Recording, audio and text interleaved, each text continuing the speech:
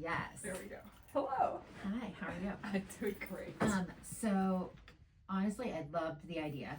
Great way to incorporate STEM into math because honestly, math is part of STEM. However, it usually gets like one little nugget and they're like, yeah, it's math. It's because you're using one standard.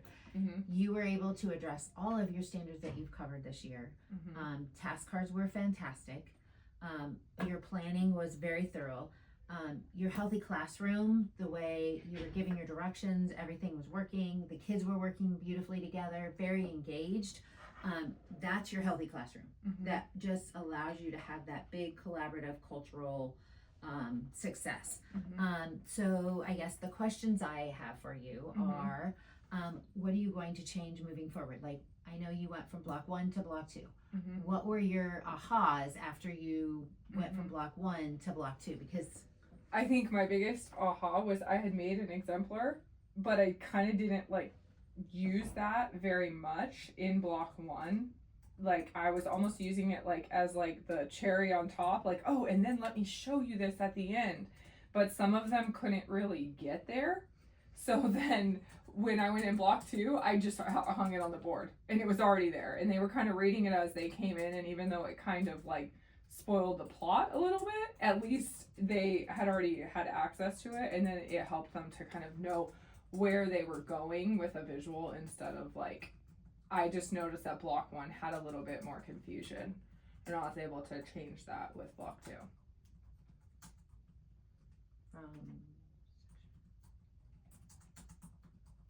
I'm just typing it all in. What actually would you change if you were for next year? Because once you have everything set, you're going to do every block pretty much the same except for your talking and stuff. What would you change specifically for next? Because I know that when I went up today, they were still, which you said that they might still be working for a few minutes, but they weren't even close to being done. So what would you change task-wise for next year? I would make the document with like the STEM process just shortened. I think there was too many questions in the steps. I think you could still get through that STEM process, but just shorten it so that you're really getting the meat. And I think kind of like what we talked about, the whole purpose of the lesson is to get that like DOK2, DOK3 type thinking. And if we could get there faster by taking some of that like fluff of, not that STEM is fluff, but some of those like fluffy STEM type questions that don't really get to the whole objective of the lesson. I think the objective was the purpose. So then once they started working and then they're like having these conversations and I'm having the conversations with them of like, we are having like an example was I had a student who was trying to multiply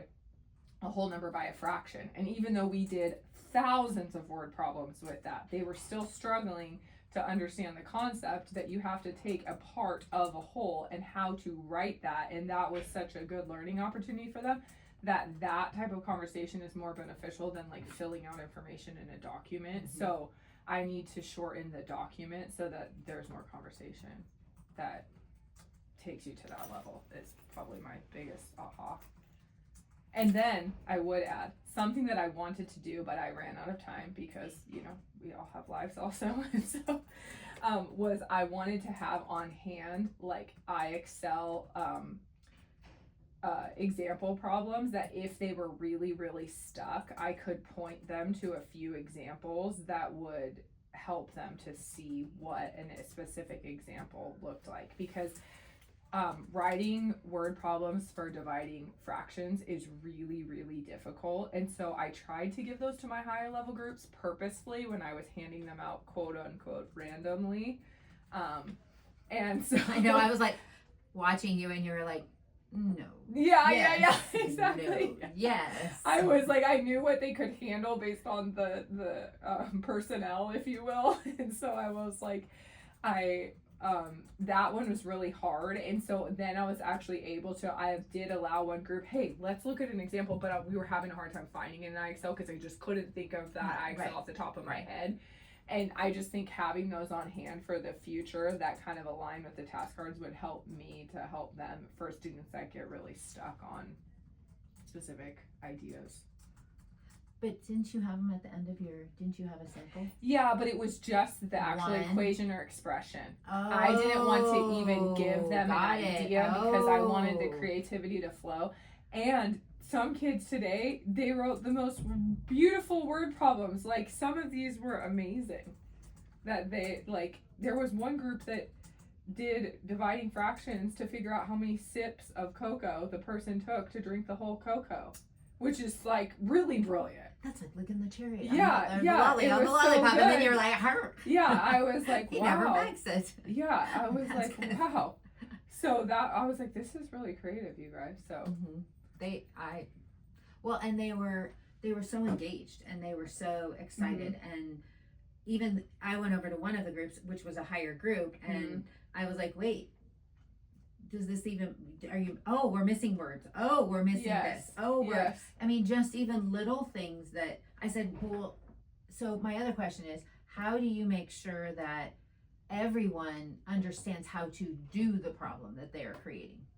Yeah, well, then they were supposed to do an answer key together. Okay. An answer key together? Yes. Okay. Yeah, they were supposed to be working on, like, of course, one person was supposed to I be thought the writing QA it. was supposed to. Yeah, there was a specific task that had to do that, but I mean, truly, if they're going through all those steps and the roles are divided, it kind of seeps into each task that they would have to kind of work backwards. That's what I was encouraging them to do. And I kind of did have to help some of them along because the process of writing a word problem is like a whole nother level of thinking. So, Well, and yeah. so then I was thinking maybe if you would have done it in a slideshow, like kept your letter up there and just done it block 1, 2, 3, 4, 5, because I've seen that done before where they just put it in. So instead of handwriting on paper, it'll help them spell. Oh, yeah. That's all. Put it on a You slide. put it on an actual slide so Yeah. that everybody has whatever their task number was could have been their slide. Oh, okay. Does that make sense? Yeah. And then you don't have to, and then you have it all, and you can take it home, you can do whatever with it, but it's all right there. Yeah. Yeah, sometimes I just try to keep them off the computers, honestly, because then they're like on YouTube and I completely understand. Yeah. But that's one thing that I have seen people do just for then it's all in the block. grammar Yes. pieces. Yes. Like when they're trying to put in their their product. Yes. Does that make sense? Yes. Especially with STEM. I guess that's what Melissa and Steph used to always have. Once they got their product done, then they would put it on. Yeah, because and you're then they supposed to could use incorporate the technology. Right, and then you could use it for their portfolios. Yeah. I don't know if you guys are doing that I don't this think year so. or not. I'm No? not sure. Okay. Yeah. Not So- that I know of, at least. Yeah. But honestly, I thought it was great. The kids were actively engaged, and it is 2 days before Christmas. Yeah. That was my biggest goal. And you were still covering all of your standards. So you'd already done your test, which was amazing. And now you don't want to start another unit.